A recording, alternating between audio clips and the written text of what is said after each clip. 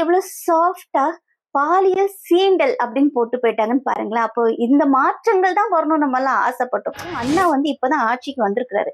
10 நாள் தான் ஆச்சு. ஹார்ட்லி 10 டேஸ் தான் ஆச்சு. அப்படிங்கும்போது சும்மா தையத்தக்க குதிக்காம இருக்கிறதே நல்லது. ஏன்னா அண்ணாக்கு நிறைய வேலைகள் இருக்கு. இனிதான் அவர் அதெல்லாம் கத்துக்கணும். ஆச்சரியக்குறிகள்லாம் மனிதர்களா மாறிட்டு இருக்காங்கன்றதே பெரிய விஷயம். இப்ப இன்னைக்கு ஒரு ஆச்சரியக்குறியோட ஒரு வீடியோ ஒண்ணு பார்த்தேன். அழுதுட்டு அது தனி மனித ஒழுக்கம் வேணுங்க. எல்லாத்துக்கும் நீங்க அண்ணாவை குறை சொன்னா எப்படி? டயா பூஸ்டர் சுகரை கண்ட்ரோல் பண்ணும், உங்க ஆரோக்கியத்தை மீட்டு தரும். சர்க்கரையை கட்டுப்படுத்துறதுக்கான எளிமையான வழிமுறை, இயற்கையான வழிமுறை. அனைத்து மருந்து கடைகளிலும் கிடைக்கும். மக்களே, எல்லாரும் எப்படி இருக்கீங்க? ரொம்ப அடிக்கிற வெயிலுக்கு எல்லாரும் நல்லா குழுகுழு இருக்கீங்கன்னு தெரியும். அப்புறம் பாத்தீங்கன்னா நியூஸ் வந்து அதுக்கு மேல குழுகுழுன்னு வந்துட்டு இருக்கு. இப்பதான் நியூஸ் ஒன்று பார்த்தேன். புதுக்கோட்டையில ஒரு ஒரு பெண், காது கேட்க முடியாத, வாய் பேச முடியாத ஒரு மாற்றுத்திறனாளி பெண், அவங்களுக்கு வந்து பாலியல் சீண்டல் கொடுத்துருக்குறாங்க. அப்படின்னா ரொம்ப தெரிஞ்சவங்களே கார்ல வந்து நான் டிராப் பண்றேன்னு சொல்லியிருக்காங்க. பாவம் அவங்களும் தெரிஞ்சவங்க தானே ஏறி இருக்கிறாங்க. ஏறினவங்க வந்து அந்த கிழட்டு மூதிங்க, அதுங்களுக்கு வயசு பார்த்தீங்கன்னா 55 வயசு. 55 வயசான 2 நாய்ங்க வந்து பாலியல் சீண்டல் பண்ணியிருக்காங்க அப்படின்னு சொல்லி சொன்னாங்க. அப்ப பாலியல் சீண்டல் அப்படின்னா நம்ம எவ்வளவோ நாள் கடந்து வர்றோம் இல்லைங்களா? பஸ்ல போகும்போது இடிப்பாங்க, பர்பஸா தேவையில்லாத இடத்துல டச் பண்ணுவாங்க, ஒரு மாதிரி பார்ப்பாங்க.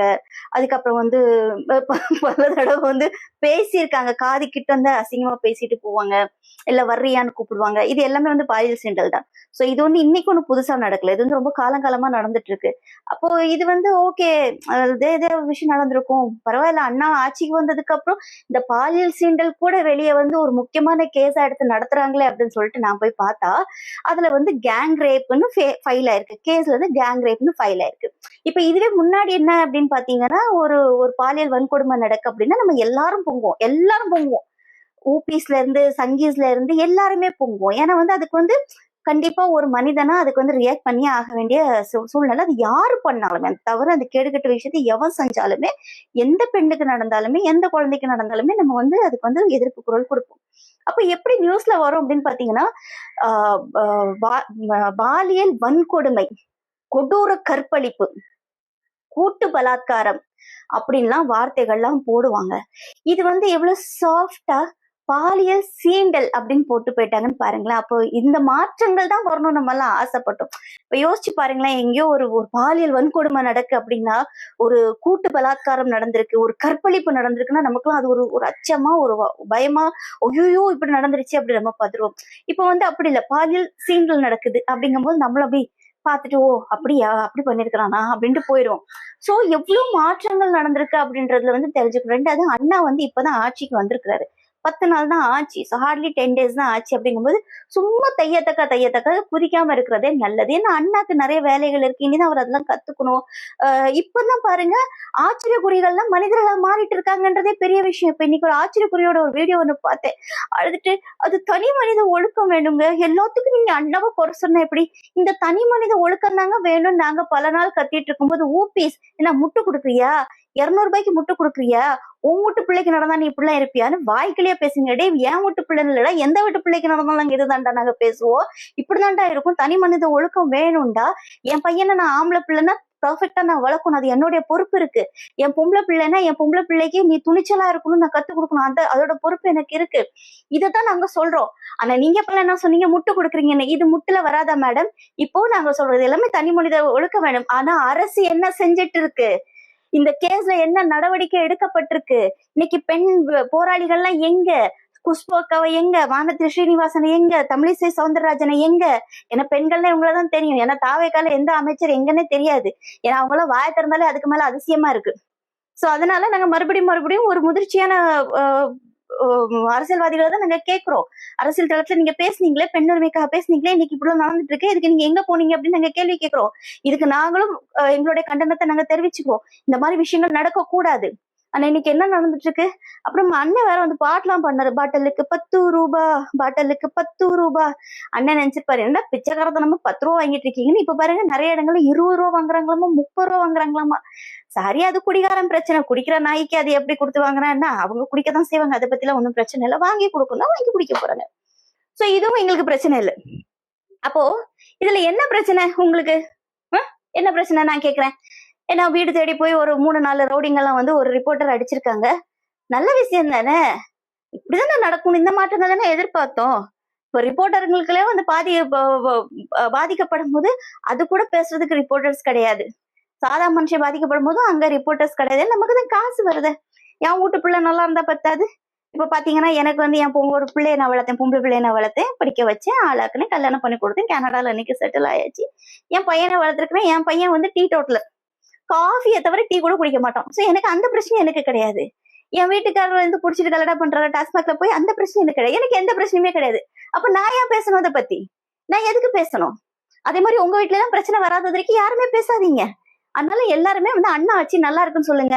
அண்ணனை பத்தி யாருமே பேசாதீங்க. அண்ணனை பத்தி பேசினா வந்து எல்லாருக்கும் ரொம்ப டென்ஷன் ஆகும். அப்புறம் அணில் குஞ்சானுங்களே வந்து ரேப் த்ரெட்டனிங் எல்லாம் கொடுக்கும். பொண்ணுங்க, பொம்பளை அணில் குஞ்சானுங்களே ரேப் த்ரெட்டனிங் கொடுக்கும். அப்புறம் நம்ம வீடியோஸ்லாம் இப்ப நம்ம பேசுறதெல்லாம் எடுத்து போட்டுட்டு அது கீழே வந்து பல்பு மூஞ்சி, பாத்ரூம்ல இருக்கக்கூடிய பல்பு மூஞ்சி, ஒன்னெல்லாம் எவனாச்சும் ரேப் பண்ணுவானா, உன்னை பார்த்து உன் புருஷனுக்கே எப்படி கிளம்புதுன்னு தெரியாது அப்படின்னு பேசுவாங்க. இவங்கெல்லாம் பேசுறது அதெல்லாம் நான் கமெண்ட்ஸ் பார்த்து தான் நான் சொல்றேன். நானு அதுல ஒரு 4-5 சிரிப்பு. ஏன்னா அறிவுபூர்வமா பேசிட்டாங்க இல்லையா? இதெல்லாம் வந்து ரேப்ல இல்ல ஒரு அபியூஸ்மெண்ட்ஸ்ல எல்லாம் உங்களுக்கு வர்றதுன்றே தெரியாது. இல்ல ஒரு வயலன்ஸ்ல வருன்றதே உங்களுக்கு எல்லாம் தெரியாது. பாவம் எதுவுமே தெரியாது. ஏன்னா பேரை சொல்லி பேத்தி சொல்லி அழகா நடிக்கிறான்னு சொல்லி ஓட்டு போட்டு ஜெயிக்க வச்சிருக்கீங்க தானே. அண்ணா காலையில 9 மணிக்கு வர்றாரு, டிஃபன் பாக்ஸ கொண்டுட்டு வர்றாரு, 5 மணிக்கு வேலை செய்யறாரு, போறாரு. இதுவே எனக்கு பெரிய விஷயம் தான் ஐயா. அண்ணன் நமக்காக இவ்வளவு பெரிய விஷயம் செய்யறாரு, அதே பெரிய விஷயம் தான். இதுக்கு மேல அண்ணன் உங்களுக்கு என்ன செய்யணும் நீங்க நினைக்கிறீங்க? மூடிக்கிட்டு கம்முன்னு இருங்க ஒரு 6 மாசத்துக்கு. ரேப் நடந்துட்டு போட்டோம், நாங்க போடுவோம். பாலியல் சீண்டல் அப்படின்னு போடுவோம்.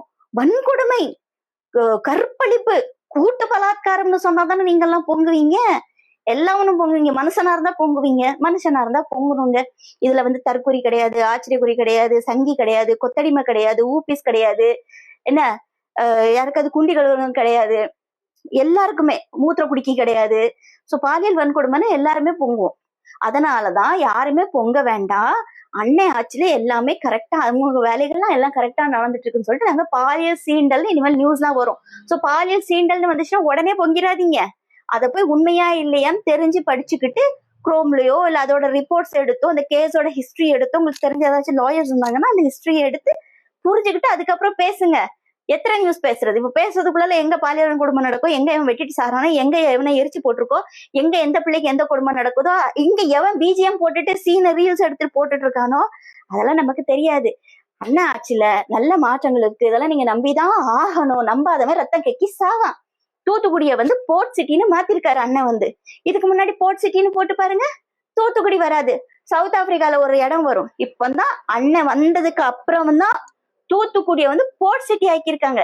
இதெல்லாம் நீங்க நினைச்சு பெருமைப்பட வேண்டிய விஷயம். 1000 ரூபாய் வந்துச்சா? நான் முதல்வன் திட்டத்துல, புதுமை பெண் திட்டத்துல, மகளிர் உரிமை தொகை, அப்புறம் மகளிர் உரிமை தொகைக்கு வர பேர் மாத்திருக்காரு அண்ணா. மாண்புமிகு மகளிர் உரிமை தொகையா ஏதோ ஒண்ணு போட்டிருக்காரு. சோ தாய்மாமன் சீர் வரும், அடுத்த அண்ணன் சீர் வரும். இதுக்கு இடையில உங்க வீட்டு பொம்பளை பிள்ளைங்க எல்லாம் உசுரோட இருக்கணும், மானத்தோட இருக்கணும். ஏன்னா அண்ணன் இறக்க சொல்லிருக்கிற ஒவ்வொரு வீட்லயும் உங்க விஜய் இருக்கிறான் அப்படின்னு சொல்லிட்டு அதனால பொம்பளை பிள்ளைல பத்திரமா பாத்துக்கோங்க. ஆம்பளை பிள்ளைய எப்படி கழிச்சடையா வளர்க்கணுமோ அப்படி வளர்த்துக்கோங்க. ஏன்னா நீங்க எல்லாம் சொல்லி மாற போறீங்களா? நாகர்கோவில்ல வந்து ராமன்புத்தூர் மீன் சந்தையில வந்து வெட்டியிருக்காங்க. அந்த பையன் வந்து ரொம்ப சீரியஸா இருக்கான். மீன் சந்தையில நடந்த போராட்டத்துல. அதுல ஒரு ஆச்சரியக்குரிய ஒரு இன்ஃபுளுசர் வந்து அல்றாங்க, ஐயோ என் தம்பிக்கு நியாயம் கிடைக்கணும் மக்களேன்னு. எப்படி நியாயம் கிடைக்கணும்? எங்க சோத்தை தவிர அந்த பேஜ்ல வேற எதுவுமே இருக்காது. டெய்லி மீன் கறி, மீன் குழம்பு, ஒரு 3-4 மீன் வாங்கிட்டு வந்து இது செஞ்ச மக்களே அது செஞ்ச மக்களேன்னு சாப்பிட்டுட்டு ரீல்ஸ் போடுறது. அப்புறம் எவன் காசு கொடுத்தாலும் அங்க கொண்டு போய் அவங்களுக்கு விளம்பரப்படுத்துறது. அது உங்களுடைய தொழில். ஆனா நீங்க ரீல்ஸ் போடும் போது அரசியல் பத்தி பேசுறீங்க பாத்தீங்களா? அரசியல் பத்தின புரிதல் ஒண்ணு இருந்தா நீங்க பேசினா பரவாயில்ல. எதுக்குமே வாயை திறக்காத. ஏன் இந்த சினிமால இருக்கக்கூடிய கூத்தாடிகளையும் சேர்த்து சொல்றேன். நானும் அந்த கூத்தாடியில எல்லாம் இருந்துட்டு வந்திருக்கிறேன். இன்னைக்கு நம்ம சில விஷயங்கள் நம்ம ஃபேமிலியில இருக்காங்க, அது வேற விஷயம். ஆனா அந்த கூத்தாடிங்கள்லாம் ஒரு வன்கொடுமை நடந்துச்சுன்னா அதுக்கு வாய் திறக்க மாட்டாங்க. ஒன்றிய அரசு ஒரு ஸ்கீம் கொண்டு வராங்கன்னா அது நம்ம மக்களுக்கும் நம்ம ஊருக்கும் ஆபத்தா இருக்கும், அதை பத்தி வாய் திறக்க மாட்டாங்க. எது கேட்டாலும் எனக்கு இதெல்லாம் தெரியாதுன்னு. ஆனா ட்ரெஸ்ஸ போட்டுட்டு பிஜிஎம் போட்டு உங்களுக்கு ஓட்டு மட்டும் உங்களுக்கு போட தெரிஞ்சிச்சு இல்லையா? மறைமுகமா அதுல சப்போர்ட் வர, அப்புறம் ஜெயிச்சதுக்கு அப்புறம் நேரடியா சப்போர்ட் வர. மொத்தத்துல இந்த கூத்தாடிகளுக்கும் இந்த சோனாகஞ்சில இருக்கவங்களுக்கு எந்த வித்தியாசம் இல்லைன்னா காசு கொடுத்தா அவங்களுக்கு எல்லாருமே ஒண்ணுதான். சீரியஸா நான் சொல்றேன். இந்த வார்த்தை வந்து தப்பான வார்த்தையா இருந்தாலும் அதுதான் உண்மை. நீங்க எதுக்குமே வாயை திறக்காதவங்க கடைசி வரைக்கும் நீங்க எதுக்குமே வாயை திறக்க கூடாது. நல்லது நடந்தாலும் திறக்கக்கூடாது, கெட்டது நடந்தாலும் நீங்க எல்லாம் திறக்கக்கூடாது.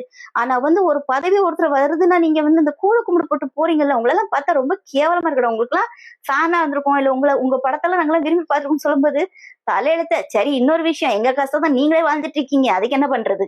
அப்படி பார்த்தா நீங்க தான் எங்களுக்கு அடங்கி போகணும், நாங்க ஏன்டா உங்களுக்கு அடங்கி போகணும்?